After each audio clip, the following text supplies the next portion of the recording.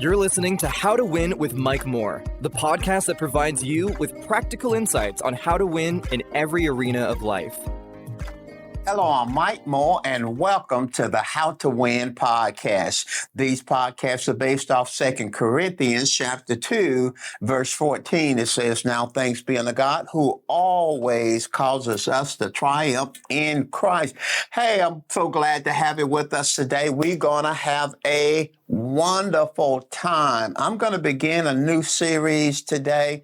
And remember, I'm in my leadership edition of the How to Win. We're learning how to lead at a high level. And we're going to begin to do some specific things and deal with some specific components of leadership. And you are going to be blessed. I want you to subscribe to my channel, and I want you to tell somebody about these podcasts.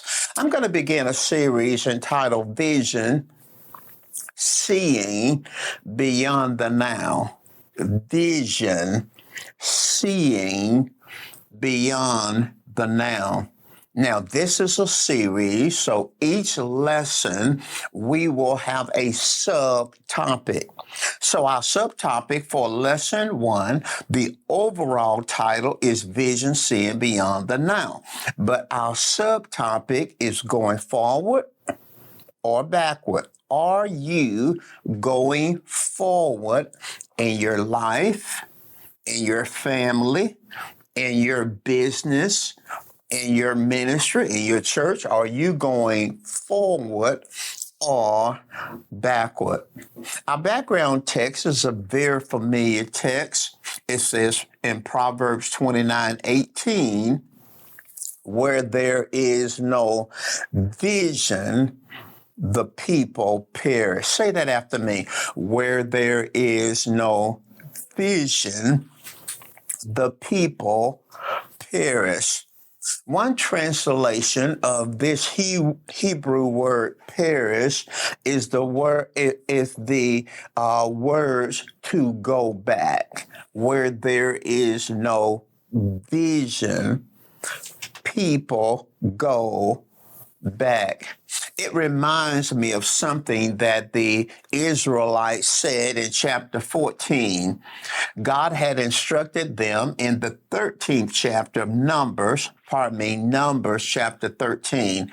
God had instructed them to send spies into the land that he had given them. They sent 12 spies, 10 came back with an evil report, and 2 came back. Joshua and Caleb said, "We can take the land."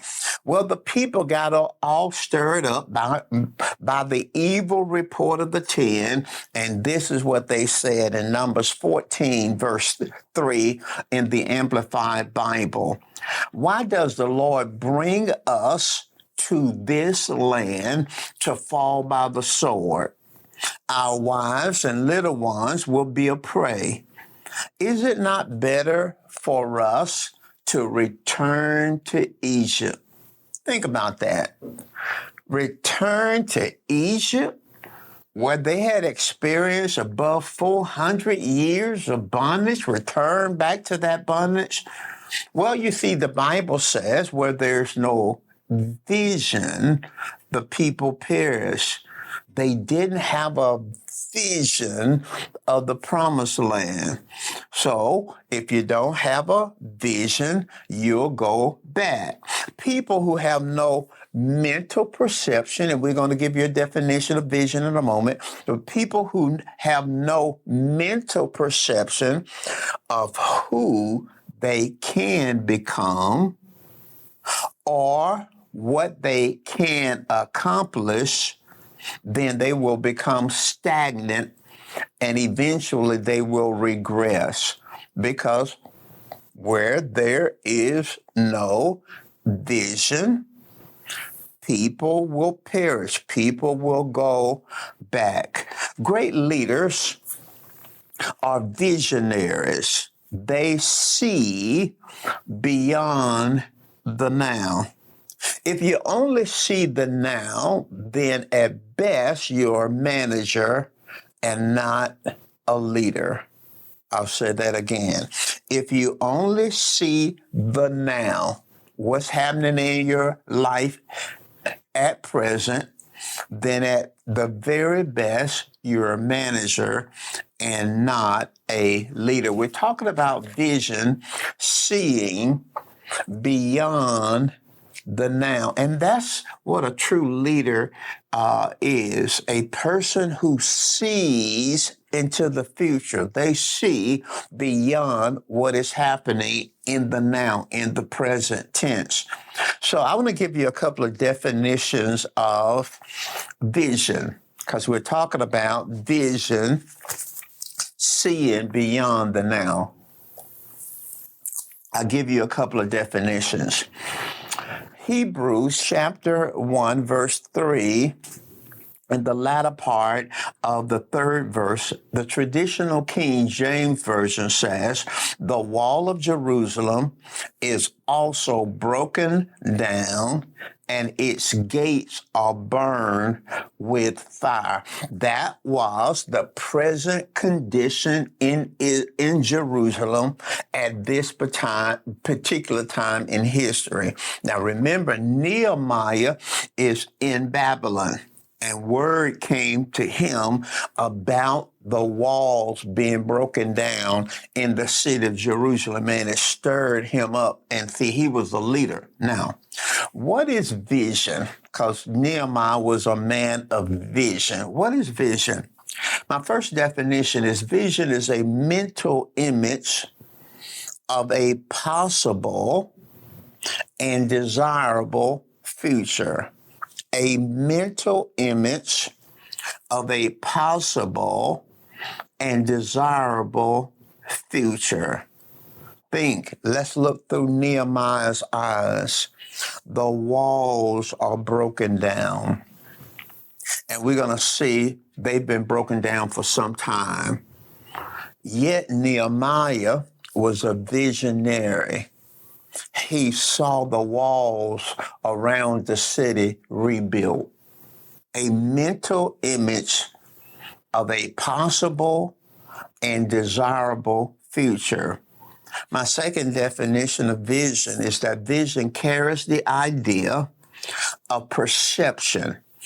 It carries the idea of perception to mentally or spiritually perceive what others do not see. I give that to you again. Vision carries the idea of perception to perceive mentally or spiritually what others do not see. While others saw the walls broken down, Nehemiah saw the walls rebuilt. Visionaries see what others do not see. So listen at this statement. Leaders with vision are men, women, boys, or girls who do not see people, situations, and circumstances only as they are now, but as they could be in the future. That's really powerful, isn't it? I'll say it again. Leaders with vision are men, women, boys, or girls. Now you're thinking, boys or girls? Yes. I believe that God implants vision into people early in their lives. You know, when I was a kid, I had this vision of being a cowboy, because cowboys were big in those days. And then I had a vision of being a professional baseball player. Then I had a vision of being a NBA, a professional basketball player, and then a vision of being an attorney. But in all those childlike visions, if you want to call it that, I saw myself doing something important. I saw myself being somebody important. And I believe, even though God had to tweak it for me, I believe that God implants in all people, even at an early age, and boys and girls, a vision of what they can be, what they can become, and what they can accomplish. So leaders with vision are men, women, boys, or girls who do not see people, situations, and circumstances only as they are now, but how they can become in the future. So visionaries can see people in the now, but visualize what people can become in the future or situations now, because true leaders can see the walls torn down, but they see beyond that. They see the walls rebuilt. They see situations that are very dire and negative, but they can see those situations change around. We're talking about vision. It's interesting. Scholars believe that the walls of Jerusalem in Nehemiah's day had been broken down for over 80 years. And for over 80 years, there had not been any change. Now, that's interesting, but think about it. Nehemiah is hundreds of miles away in Babylon.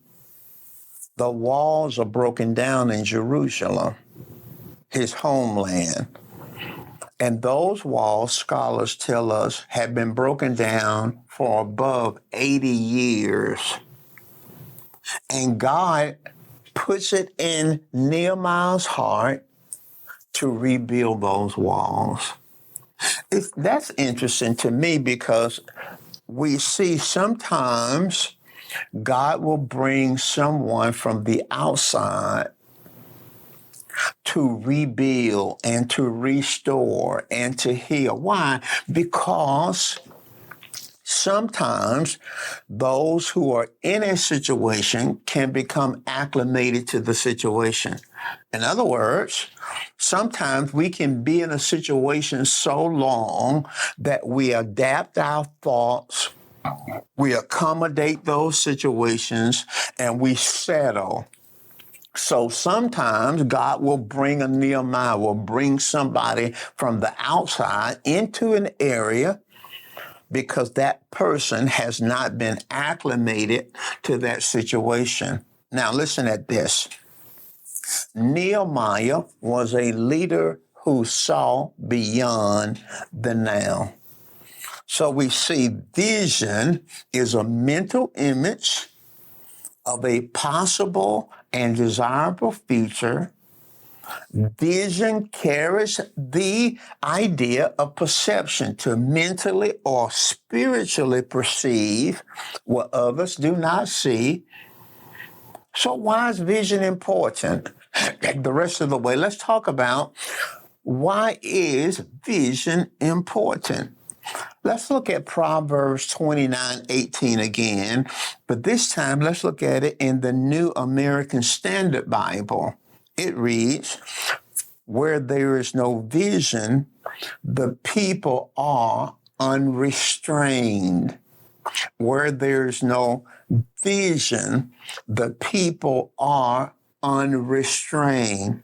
So why is vision important? I'm going to give you some reasons why vision is important. It's important for you to have a vision. It's important for you to have a vision of your family, a vision of your church, a vision of your ministry, a vision of your business, a vision of your life, your career. Why is it important to have a vision? Vision, number one, brings clarity. It brings direction. It keeps us moving forward. Vision brings clarity. Vision brings direction. And it keeps us moving forward. Do you have clarity as it relates to where you're going? Do you have direction as it relates to where you're going? Are you moving forward? So many people, so many leaders lack vision. Why is vision important? Secondly, vision inspires people by providing them with hope and significant challenges. Vision inspires people. Are you inspired?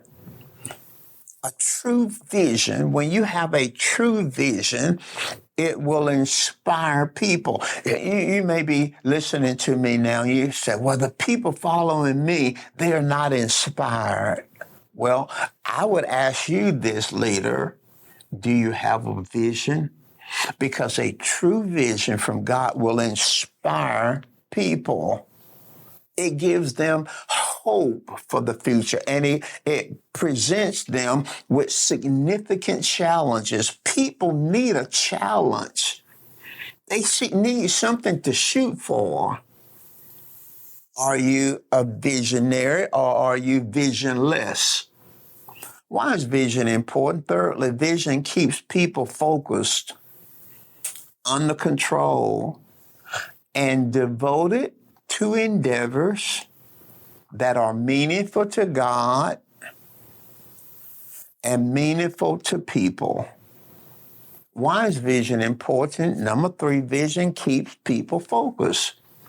Where there's no vision, people are unrestrained. If in your organization, people are just doing their thing, those over here is doing one thing, those over here doing something, but nobody is headed in the same direction. That's because there's no centralized vision. Because vision keeps people focused. It keeps them under control and devoted to endeavors that are meaningful to God Himself and endeavors that are meaningful to people. It keeps people focused. Not only does it keep people focused, but it keeps resources focused. It keeps your time focused. Number 4, why is vision important? Without vision, we live aimlessly and are subject to the whims of our emotions and the fads and trends of cultural norms. Now, I want to unpack that. I want to look at this 4th reason why vision is important. Vision is important. It's important for you to have a vision because without vision, we, us, we live aimlessly. I mean, just all over the place without a vision. We're subject to the whims of our emotions. One day we feel this way. One day we feel that way. One day we feel this way. Just the whims of our emotions.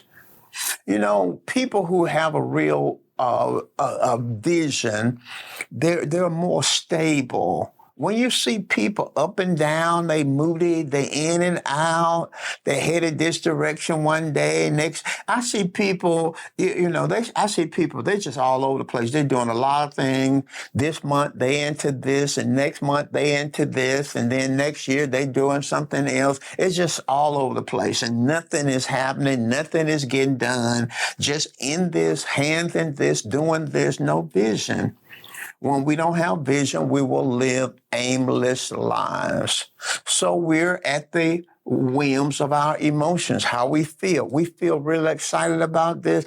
We don't feel excited about that anymore. We feel great about this. Not only are we subject to the whims of our emotions, but we're also subject to fads and trends of cultural norms. Here's the thing about the culture, life that we live in. There are always going to be fads and always going to be trends, and this is going to be in for this year, and that's going to be in for that. Well, that's great when it comes to fashion.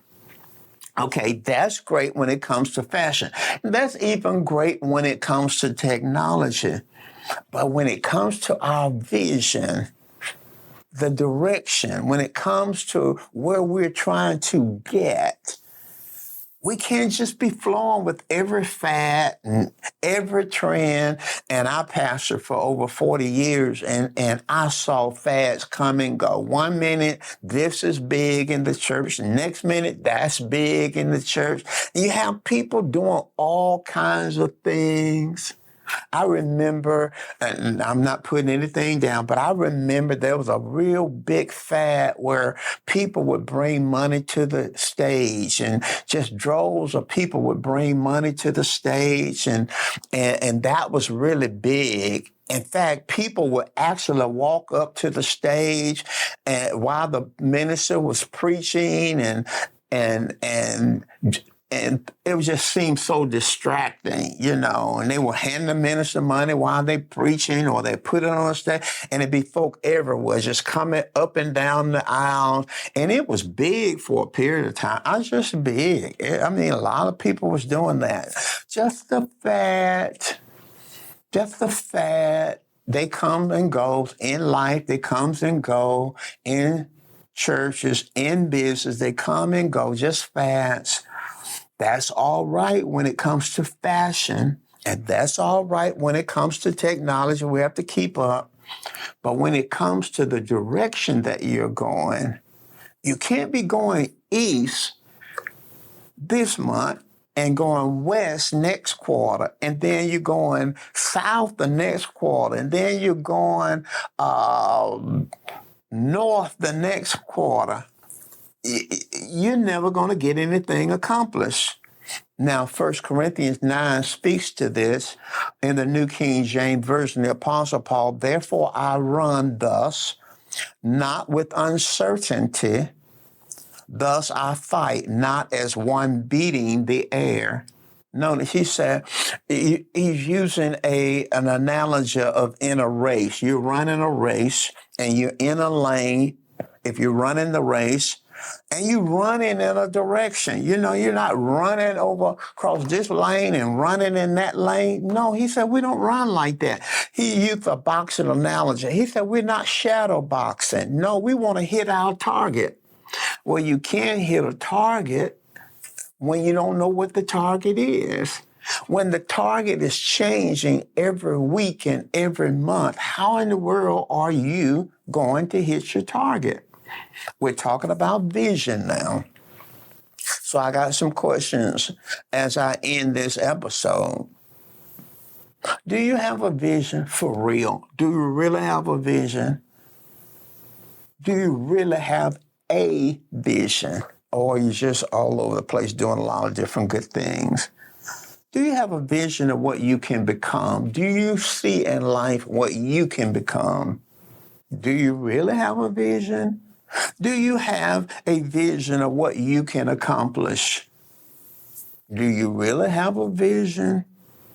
Do you have a vision of what you want your organization, your church to achieve in the community? Do you have a vision?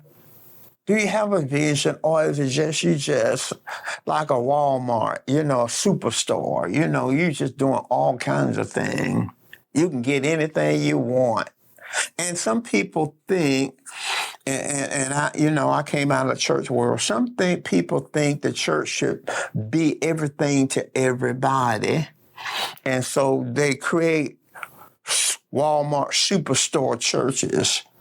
And so you got all these things going, and your resources are spread all out, and your people are spread all out, and your time are spread out all out, and you really don't accomplish anything because your resources are diluted because you really have no direction. If you don't have a vision, you will not just be stagnant, you will go backward and not forward. So are you going forward or are you going backward? We're talking about vision, seeing beyond the now. We trust that you've been blessed by something that we've said today, but listen, we're going to be here for a while. We got several episodes where we're talking about vision, and we're going to help you to discern and discover a true vision. We're going to help you to see what it looks like, what a vision looks like. And I want to help you because that's where you start. You can't do anything successful if you don't have a vision. You don't really have a vision. And it's possible to be a good person. It's possible to have great ideas. It's possible to want to help people and not have a vision. And we're going to help you with that. I want to thank you for joining us in this episode. We look forward to seeing you next time, and I trust you'll have a great rest of the week.